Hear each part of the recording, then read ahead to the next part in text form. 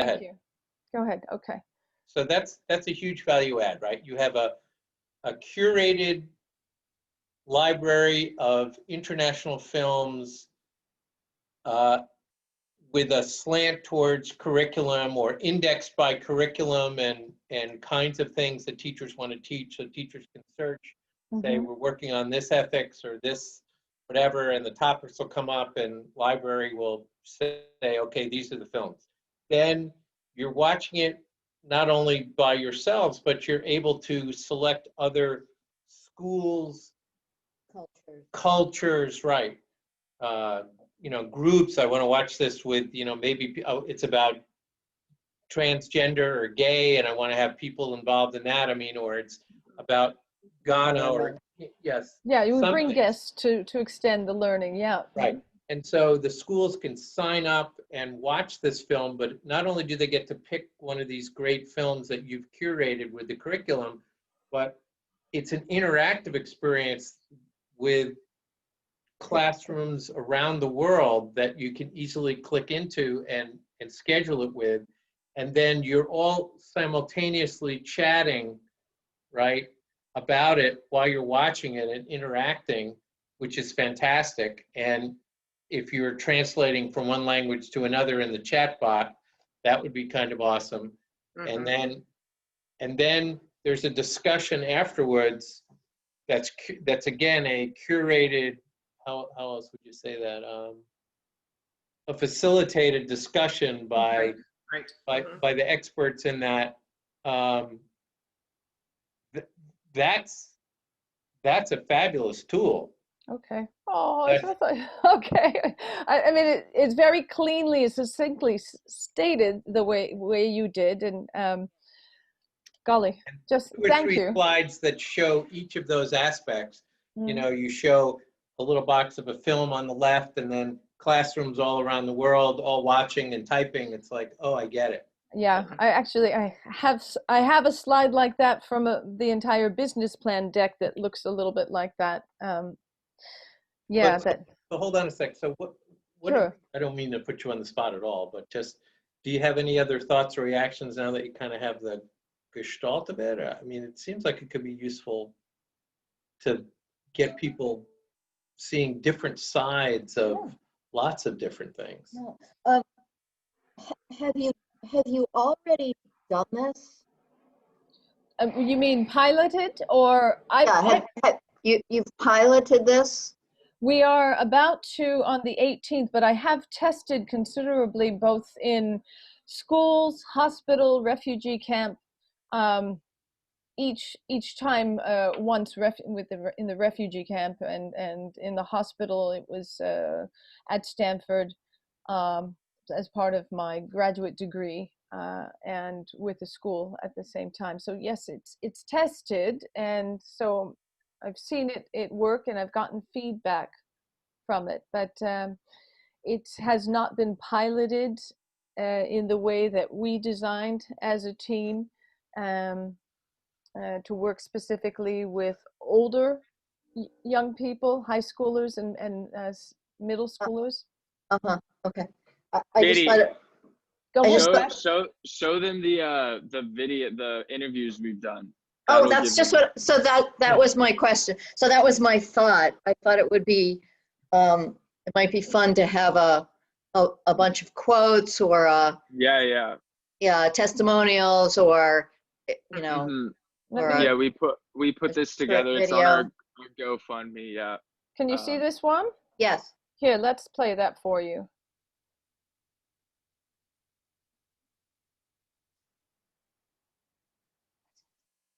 How do we get that incredible learning atmosphere that's at the Berlin Film Festival's children's section to the United States? The larger problem is why we don't have more of those in the United States. I definitely agree about like how international films can help kids sort of feel more connected.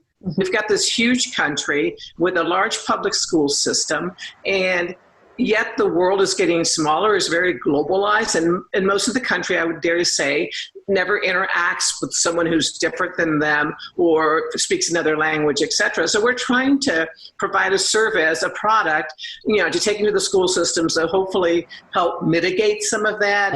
I can't think of any better way to communicate with a generation that's grown up on screens.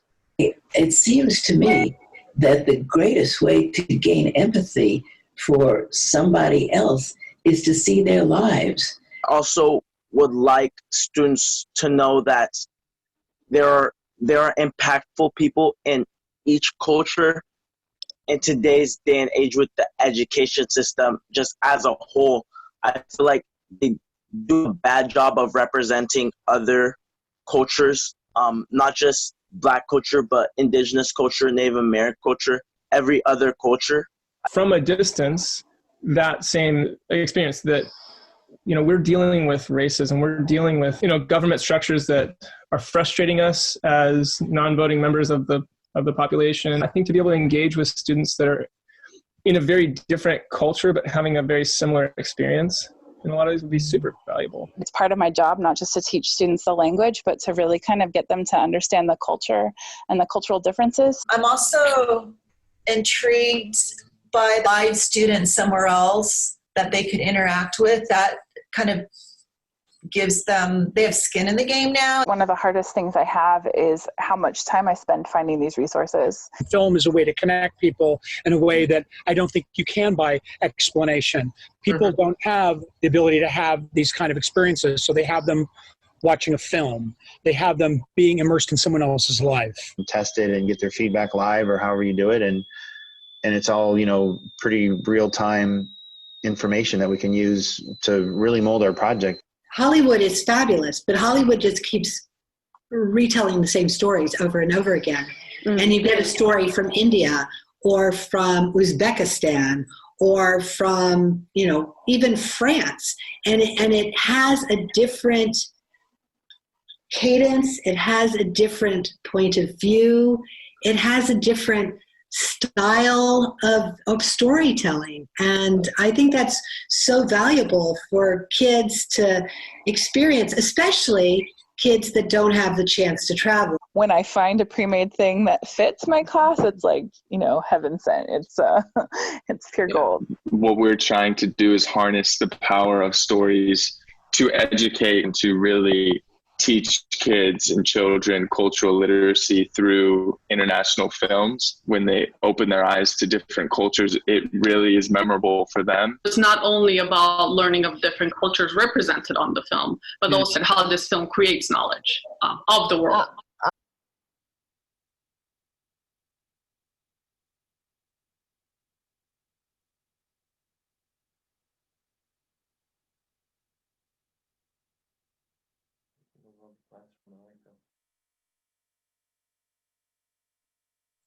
Okay, there it is. Yeah, that's what I was talking about. Okay, good. So I should have just shut up and showed the movie. That's what I'm better at. Well done, really well done. See, Jack, I felt such empathy with you because you knew what I was talking about before I even said it. Wow. Well, I wonder, we gave that 3-minute pitch, which you just saw at the GSV boot camp. And Dee Dee was the only one who responded. I wonder if people were just a little puzzled. And God, goodness. Well, thank you for that. I do work a lot better with just presenting a film and then we talk about it afterwards. That's what I've been doing for 25 years. Oh, yeah. Well, maybe there's something to that. There is some, but these other folks require us to. Yes, they do. Speak through. Yeah. The other interfaces. Yeah. That's true. Well, I like Todd's. I like what you said. I think just simple, clarifying statements. Yeah, a couple of slides for each of those. People, because people's attention span aren't all that long when they do this all day long.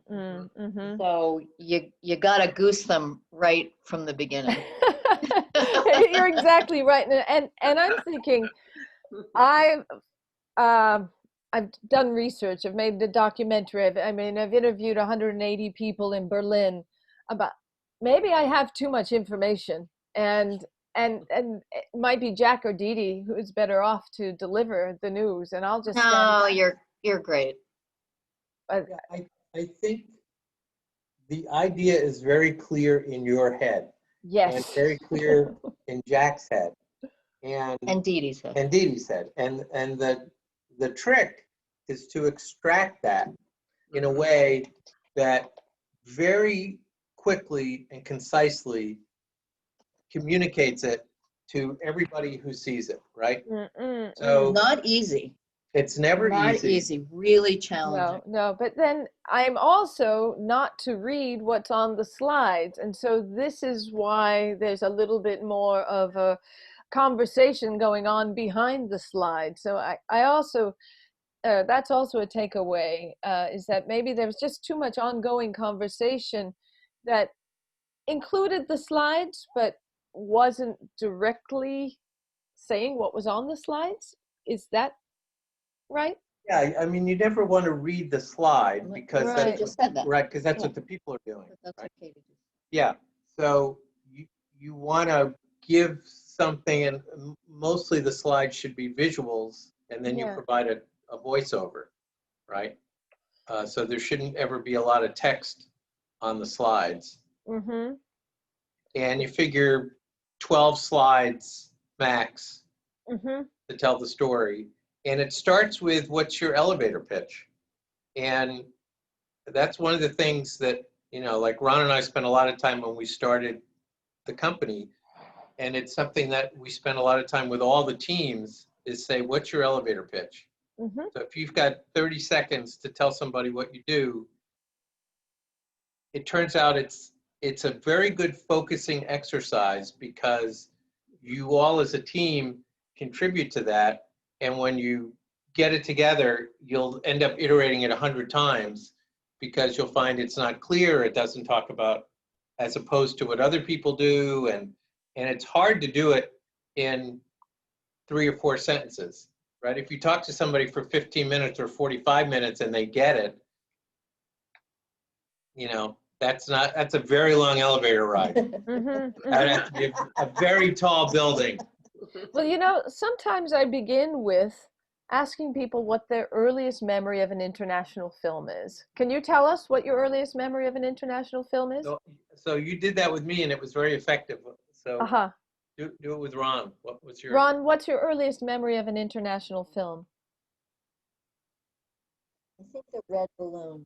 Okay, good. How old were you when you saw it? Can't remember. Can you remember a particular scene? These are challenging questions for an old person like me. Well, maybe just the balloon floating. Yeah. Well, the film was made in 1956, and many American kids, at least of our generation, saw that film early, right? And for many Americans, that's the first film, international film. And the second part of my thesis question was, how do you think that film impacted who you became today? Are you looking for an answer? Yeah. That would be, if you'd like to answer it, please go ahead. I don't think I could answer that. Yeah. And then did you talk about it afterwards, and did you have memories about it after that? No, but not that I remember, but now I'm thinking of that ticked in me the memory of seeing The Red Shoes. The dance film, sure. And that was very provocative for me. Mm-hmm. I can't remember I don't remember what the film was about, but I think I remember feeling very sad. But I don't know. Yeah, yeah, but so you're recalling that, and maybe when you go back there some more, which you probably will, and maybe see the film again. Yeah. My respondents in Berlin. So this was a fellowship funded by Stanford and the DAAD and coordinated with the Berlin Film Festival's Generation section. And I interviewed children there, but also 12 who had been involved in the Berlin in the section for many years and were still in Berlin. And I was able to reach them and ask them this question. And they were able to present such vivid memory of the films that they had seen 10 years before. Oh, and 10 years. Well, no, some the youngest one 10 years before, but some even 20 years before. Yeah. And then there was Bruni. There was Bruni, who was 72 when I interviewed her, and I met her at a dance concert, and I asked her not to tell me her memory. It was just bursting out of her as if it had come 60 years from the past and was jumping out of her eyes. I finally did interview her, and that's another story, how I lost her and found her. But her memory was from a Russian fairy tale, a rendition of Cinderella, which she saw at a cinema at 4 years old, just after the war in Germany. So a lot of things around her were very hard, but this offered her an escape from her hard life in post-war Germany, just post-war Germany. So this is why it was so vivid to her and why she was so excited to speak about it. And because also in post-war Germany, people didn't speak about things. And so it gave her that opportunity to speak about it. Unique situations. So David Pillamer is a research psychologist whose work I look at, cognitive psychologist.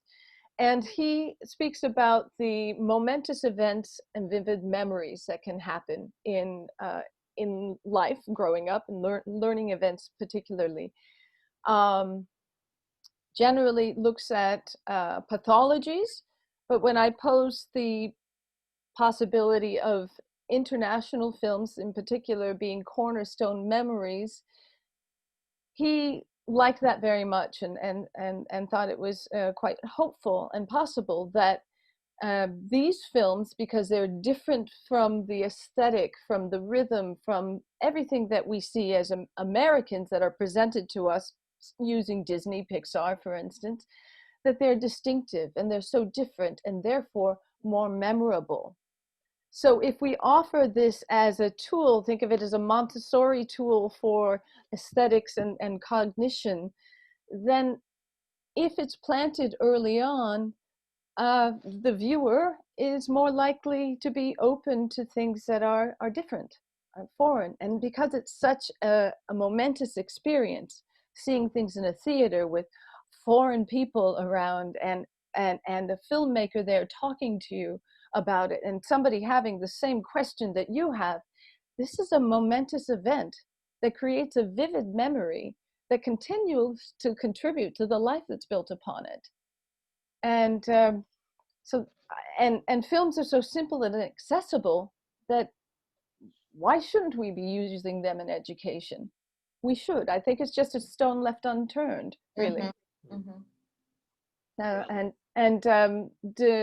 distributors in Europe, for instance, have kind of stopped looking at the United States because there's only 10 international film festivals for young audiences in the US, and theaters are busy with domestic product. The time slots are pretty much taken up with the bounty of domestic product we have, and parents who have not been watching films with subtitles certainly aren't going to take their kids to see films with subtitles. And so it needs to be introduced as a learning tool. And that's what we're doing. Okay. Yeah, fantastic. Great. Well, always good to see you. Yeah. And please, pass around all of our tools, the GoFundMe, and if you know someone who is, I don't know, setting up a TED Talk or another opportunity to pitch, that's what we're looking for. More opportunities to pitch. Yeah. And as you evolve the deck, send it back. Good. Thank you. Thank you. Take a Thank look you. at it.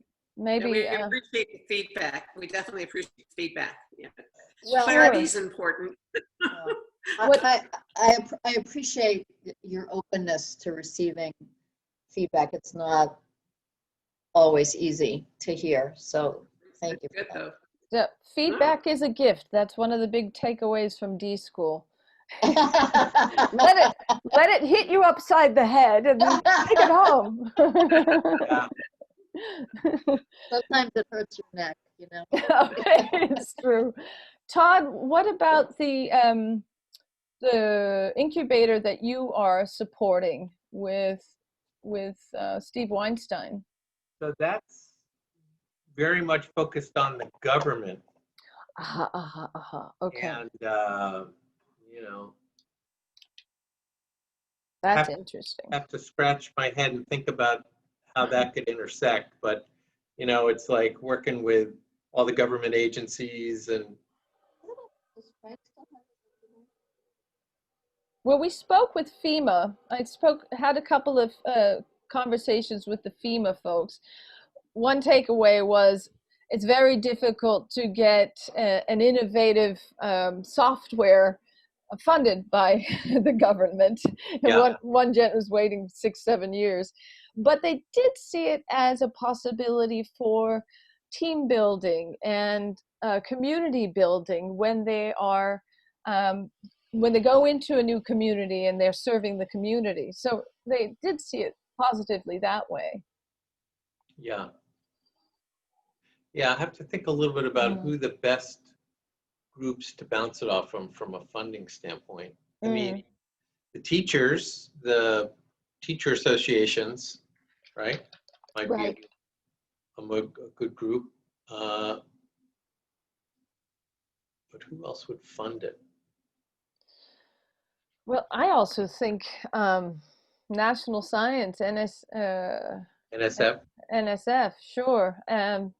There is one guy at Pepperdine who's doing something similar, a distance project-based learning. And we had some conversations and he promised communication, but he's since dropped off the center of the earth. So I don't know why. I think there's so much xenophobia, right? There's so much, I mean, you just turn on the TV for 5 minutes and you just see how polarized and how disconnected the groups are today. And so it feels like that doing something that brings you together and gets you to see other sides of the culture and society. I don't think the government would fund that right now. Yeah, not this government. Oh, I know. That we're skirt around them. Maybe the next government. Wait a few months. For the pilot, we are putting out a press release. We're going to try and get some press around it. It's not going to be super high tech because we're likely going to be working with the MVP that we have now, which is just fine, and we can make it look good. But yeah, if you have some direction there too, perhaps to journalists, we're starting to send out the press release, and that would be super helpful. Yeah, yeah, we'll noodle on that one too. I mean, PR certainly can be super effective for stuff like that. Yeah, that's what we're hoping for. That's what we're hoping for. I just heard, I listened to the Don Lemon podcast, Silence is Not an Option, and he had W. Kamau Bell on, and it was suggested to us to find a celebrity who would full back for us. And I'm thinking, I've met Kamau Bell. He might be a good one. Yeah. And I'll talk to him further. I mean, send out a text. We'll see. I know people who know people who know people. Yeah. You can do that. So connected, right? Try and do that. Good. All right. Well, I know that Jack wanted to have a conversation with you, Todd. And yeah, I think we're going to set that up for next week. I think we picked something for next week. Yeah, I think Monday. Okay. But I realize it's Memorial Day, but if that's still okay with you, I mean, we can still do it, but See. it's up to you. I think it was 11 a.m. on Monday. That's only how did you not know? I don't have very much. I sent it to you. But okay, if you say that, then we'll pick something else. Can you just do it later? And Yeah, sure. Because I think I say you're probably not coming until 5. Yeah. Jack, you want to do it at 1? 1 on Monday? On Monday? That works. Yeah, that should work. I Okay. better send it to you. Yeah. So. I'll move it. Okay, perfect. Thank you so much. I appreciate it. Oh, that's good. Okay. All right. Well, with that. No, I'm wrong. I'm sorry. Wait. I'm wrong. On Monday? Yeah. No, our call is on Sunday. So go back to 11. Okay, we're good. My We're back bad. at 11. Great. Have that one. Sold. I don't know what day it is. I haven't known what here we day it is. are. Right, It's hard. COVID, It's COVID so time. Well, you know what? We've been talking about this. The new architecture, the new structures that we live in is time. And that's so cool. I think it's so cool. Timeless. Yeah, time. we're timeless. We're Timeless. we're obdachless. We're houseless. Yeah. We're Yeah. interesting. Yeah. Good. Well, pleasure to meet you finally, Ron. Good to meet you too. Guys, thank you. Nice to meet you all. Nice And to meet I you. think you're doing terrific work. Thank you. Thank you. And I'll keep up with the decks and Yeah. keep you up with the all of our news. Okay. Good. Thanks a lot. Bye-bye. Bye. Have a good Bye-bye. holiday. Yeah. Stay Bye. cool. Stay fierce. Yeah. Stay healthy. Stay All alive. right. Yeah. All right. Stay Stay alive. Okay. Bye-bye. Bye. Do you guys want to stay on? I mean, if you want to talk about it for a little bit, sure. Yeah. Just or 10 a little bit. minutes. Okay. Feedback. Well, we just got a lot of feedback. Whew. So I guess, it's just kind of feels like a crapshoot, whether we show a film, whether we show, I feel like there's always gonna be criticism no matter what. I mean, everything you say, everything someone says, you have to take with a grain of salt because they're always gonna tear you apart. I feel like. Mm-hmm. No, I think maybe there was too much conversation behind each slide, and I needed for them to take in the slide. I thought you did a great job, honestly. And that was I think the best one you've given I've seen so far. Oh, good. Thank you. Thank you, Jack. Well, there's a lot of information, but I think when it's new information to people and maybe a new concept, more of less is more. Right, exactly. Yeah. No, I thought it was good, but I do think it does need, I think it needs, really in a short period of time, get it out, what we do. That's I think that's a secret right there, because I think maybe too much on the advisors, you know what I mean? I don't think they were relevant right now, each one of them and what they brought, but I think, I thought it was good. I thought it was good. The first line, which is the elevator pitch, Screen 360 TV, is a distance learning platform using curated international film to cultivate cultural literacy or develop cultural literacy. Yeah, that's enough to dive into. Pitch that in an elevator, and you're on. Yeah, that's right. Mm-hmm. And that was in the beginning. That was in the beginning, but it needed to be repeated probably. And I know we did speak about curricular lens, and I stated that twice, but probably should state things in threes. And this is why we, and this is why we, and this is why we. Yeah. Yep.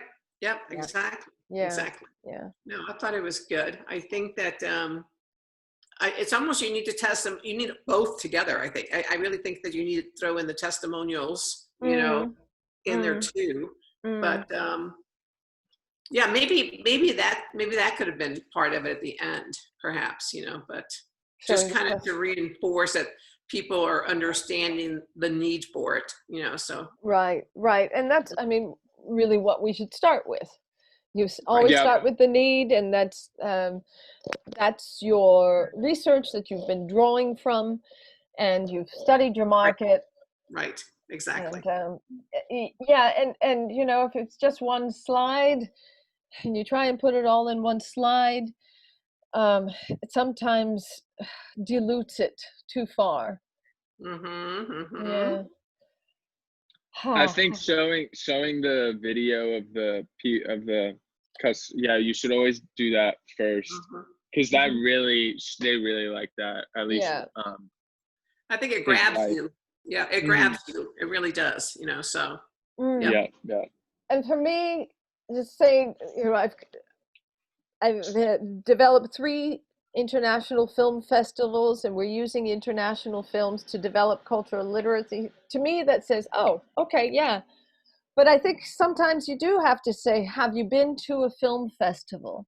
And think of this question to get people back into that space, to take them there. And I know that was what was winning about my essay to get into Stanford. I took them to the Berlin Film Festival, and I sat them in the theater with 1,000 kids watching a film from Iran, subtitled in French and English. I sat them there. And this is what you have to do, I think. So beginning with the video and then asking that question, and then going into the MVP is important. Yeah. And also saying you've done research about it, how you've done years of research and you've already tested it. I mean, the testing aspect. Right. And that's what they asked. Good. Yeah. I mean, it's kind of what we did, but I wonder, I'm trying not to start over again, but I kind of have to, I guess. And using slides, I mean, I paid a good money to have some slides made, to have a deck made, and I thought the gent was going to be working with me. Viet, you might hear me refer to him, and he made that beautiful, and it really was too wordy, a deck that shouldn't be shown, it should be read, and it's more of a business plan rather than a deck to be shown. But there's a lot of good information there, but I just have to let it go and use it as a resource sometimes. But you just have to be really nimble. That's the big takeaway. Be really nimble and flexible. But I do think the timing is right. I mean, I do think hacking for recovery. I mean, I do think education is ripe for hacking for recovery, because it's different. It's going to be different. We don't know how long it's going to be different. And then what's missing, what is missing, and that cultural literacy piece. You can do English, math, science, whatever, but if it's just in a vacuum, I mean, you need real people, real perspectives in order to move forward, so. Didi, your support on that, your underscoring that with your background was just excellent today. Thank you. Thank you. And Jack jumping in to say, go to this slide. I really appreciated that. So I can imagine that the next pitch we have, it's like that. You feel comfortable, and we, we'll line it up like that. Jack will present the technology and how it works, and Didi, you underscore the curricular and the education aspects. That's good. Really, what I think we didn't do because of time, but I thought I missed the introductions, and that also helped. I didn't introduce you as I had. As I delivered the pitch, but I mean that's important for them to know who you are. But I did say that our team is uniquely equipped to deliver this model with over 40 years of experience in film, innovation, business, and education. Yeah. That was good. Yeah, that was Yeah. good. That's good. I think it's more than 40 years combined experience, actually. So we just look at that overlap, you know. That's good. Yeah, that's good. Okay. That's good. good. Very good. Okay, you all.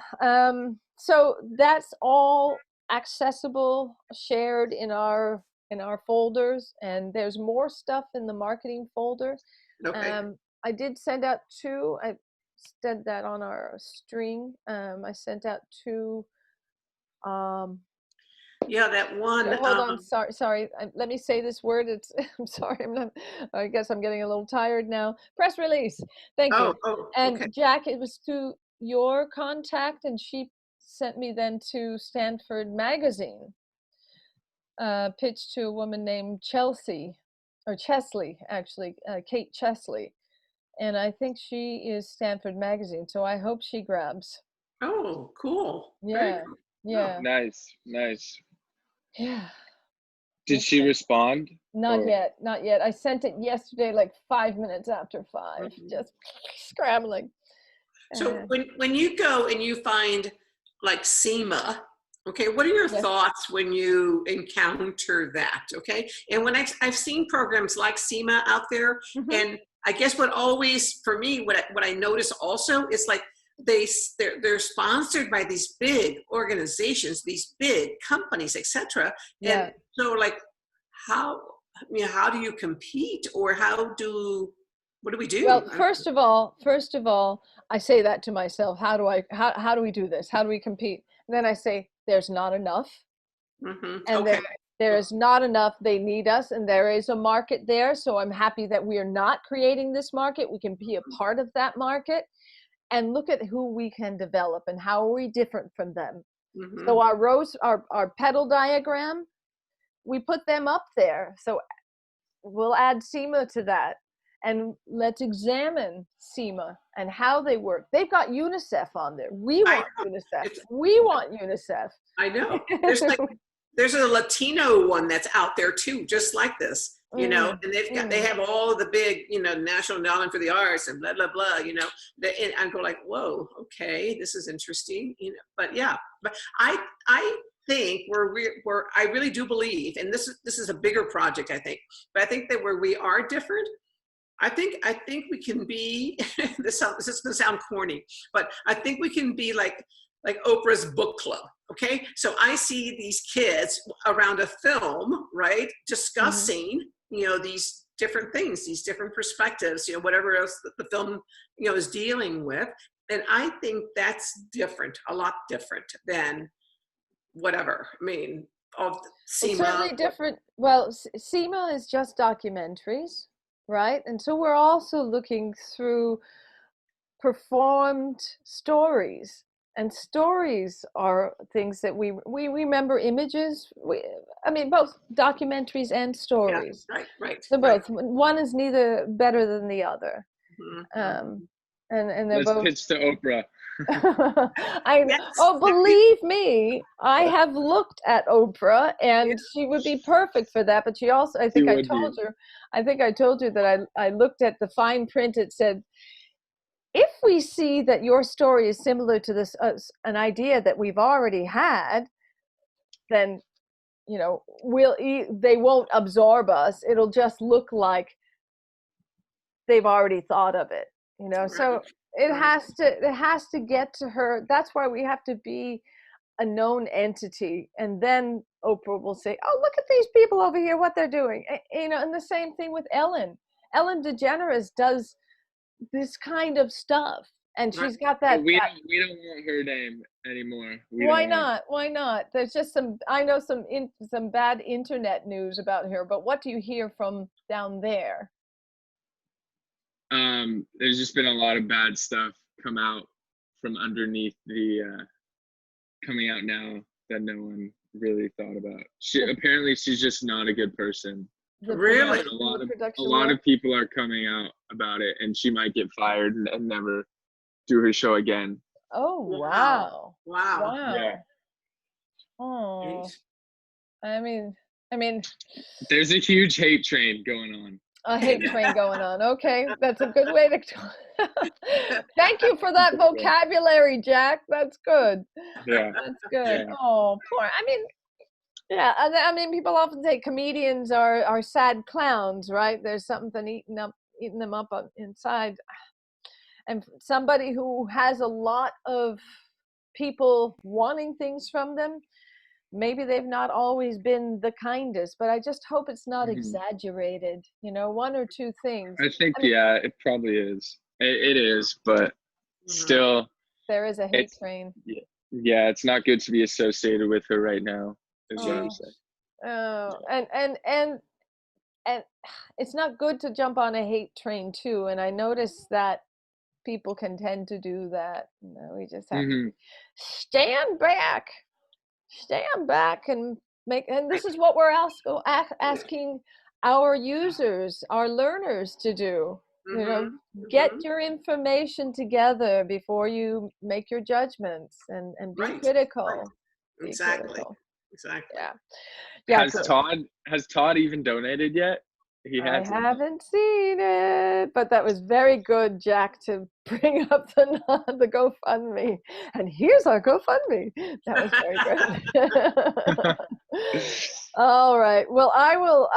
I'll send them the one pager, which has the GoFundMe on it, and a little more subliminal stuff.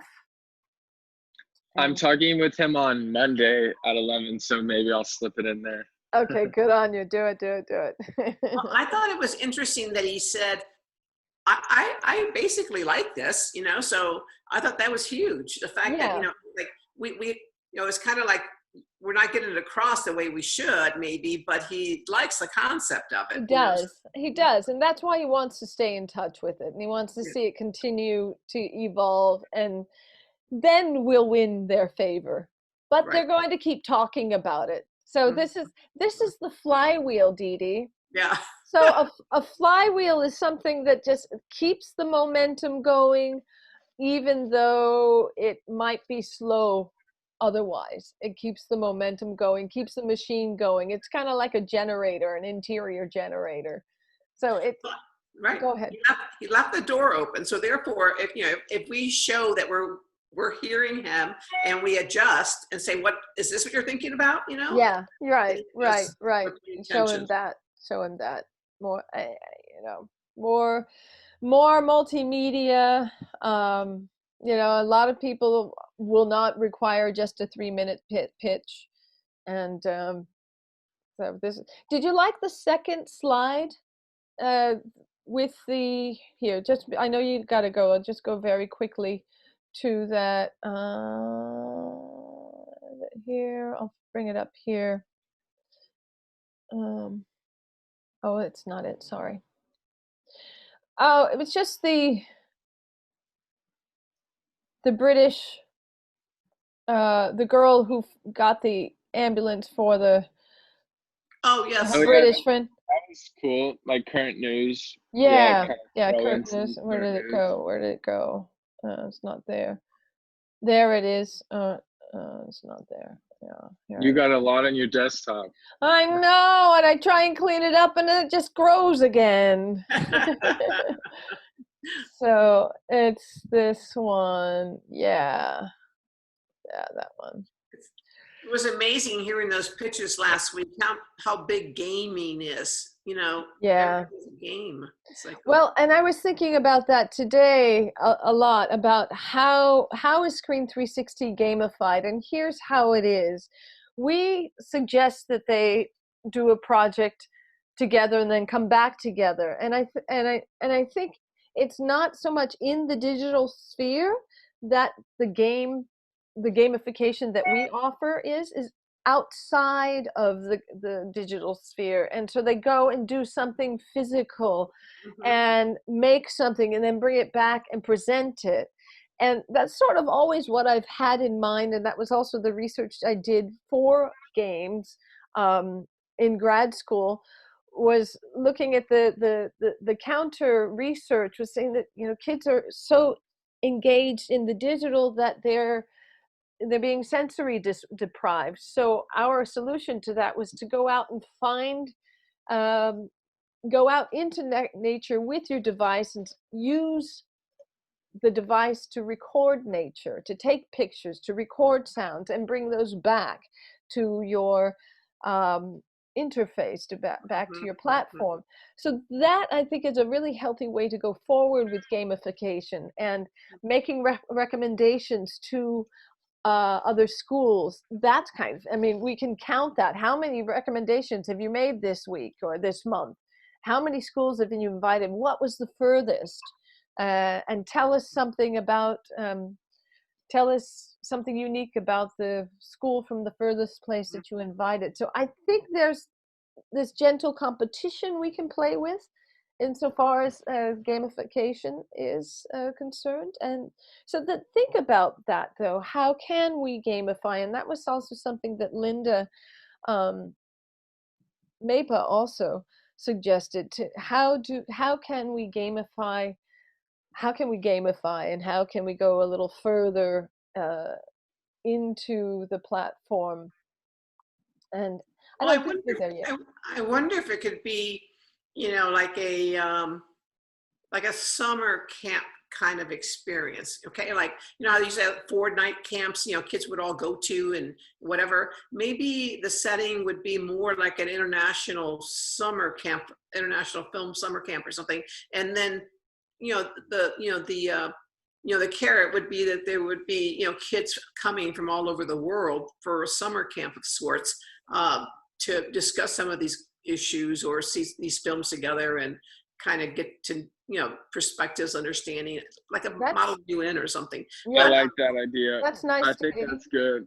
That's nice, and that could be monthly or quarterly. That we have a big one that they come to, and they sort Summer of camp. Yeah. It's a film festival, and this is why we have the studio partners, so that it's actually in place, and then there's the externals.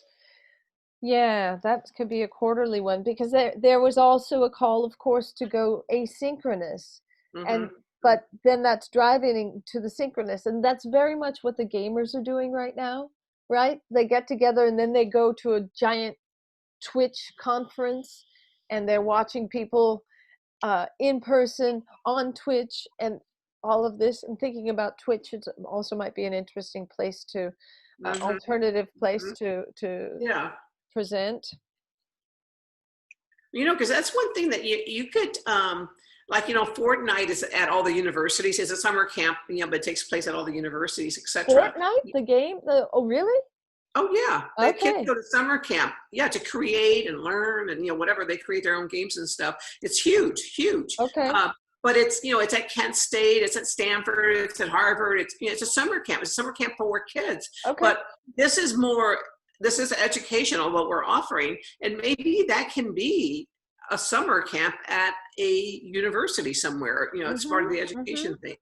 Seriously. Yeah. So how many, I mean, I'm seeing it quarterly. So one could be in the summer, and that could be that camp. And then. You know how much money camps make? Oh my God. It's crazy. Much. Oh. Yeah. Oh. Well, the one that I used to work at was called Galileo, and it was a design thinking camp, and they folded. Yeah, some of my friends work at Galileo. Okay, yeah. But what did they do this summer, Jack? Your friend? They didn't have it at all. They didn't have it. I think they folded. canceled it. Yeah. Yeah, I think more.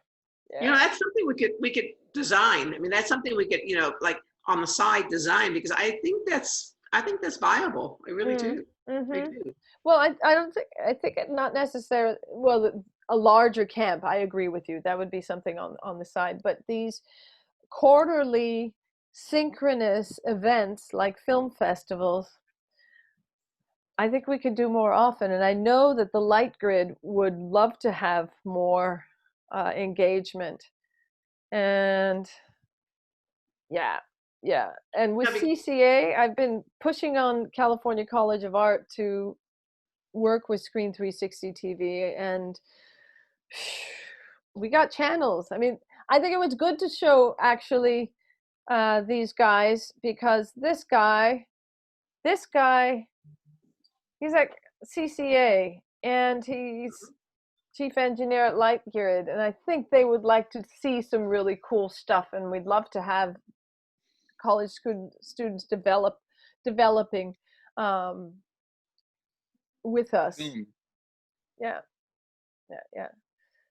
We'd also do one at USC, Jack. Yep. Oh, yeah. I mean, there's never enough summer camps for parents to send their kids to. Yeah. There aren't. Yeah, they just want to get rid of them. I know. Well, I mean, they're there for a long time. And I mean, that's something interesting in the conversation of homeschool versus formal schooling. Part of what happens is that formal schooling separates the family, and the kids just go on their own way. And so the homeschool thing that we actually spoke about in the deck was that it makes Screen 360 TV available for the entire household, and the entire household benefits. So this is, I mean, that just another interesting statement about homeschool versus formal schooling. I mean, every family is different, but there might be a very tenuous line between the cohesion of the family group. And once school takes them off, then the allegiance is to school friends and other friends, and not so much to the family, unless there's some really real work within the family to keep that cohesion great. And with busy families, 2 jobs, not home, that cohesion can be really thin. Right. You know, what's really interesting, being out here in the Midwest, is that didn't notice it in California. It wasn't there, I don't think, but it's like here, it is so popular, no joke, to send your kid away for 6 weeks in the summertime. I mean, they go off to camp, for 6 weeks, and they start at age 8, and it's like, but it's a big thing, and it's very, it's very only if you can afford it. I had a 1-day summer camp. I didn't have any. We didn't have any. I never had it. Did you have camp, Jack? Yeah. Growing up, I did. It was like a day camp though, where I'd go every day and then come back home at night, and then yeah. And your mom and dad had day jobs, so they had to do something with you. Yeah, that's why. Yeah. Right. My parents were teachers. And Dee Dee, were your parents teachers? Oh no. No. So what did you do in the summer? I'm the first one in my family to graduate from college. No. Wow. Woo. Yeah. That's another statement to be made. Yeah, no. Right? We didn't. No, not at all. Nope. Yeah. I mean, my family were teachers, so we stopped. They put us in the Volkswagen bus, and we drove to Oregon. That's fun. That's nice. Yeah. It's fun. Yeah, it was all right. And we swam all summer, and then packed up at the end and came back. And that's school cool. started. That's great. Yeah. Brilliant. Yeah. It was pretty funny. Pretty funny most of the time. We have lots of things to think about. That's for sure. So. Yeah, and thank you both again. I will put the recording up, and we'll continue as we do. Is that all right? How are we doing? Just very quick reflection on. Not too much, is there too much information flying around? Just that question. Or is it contained enough? Does it feel organized? Right? Feedback on that? It's organized. I think it's organized. Okay. Yeah. I think so too. Yeah, I feel it's okay. Yeah. Okay, good. Thank you. All right, I'm going to go get unorganized for a little bit. My family's coming over and the party will begin. Oh, I don't think the Kentucky Derby is going to start. I didn't even know. Oh, no kidding. Oh, is it actually starting? I thought they canceled it or something. Oh, my brother and I used to watch that. I'll tell him. Okay. Yeah, I want to watch that. Oh, it's 103. It's 103 here. So. Oh, okay. Really, Jack? My goodness. You should be in the water. You should be. I know. I'm about to go. I think I'm about to go tonight or pretty soon. Okay. Have fun. Have a good Talk to you later. Bye-bye. Okay, Thanks, bye. y'all. Bye.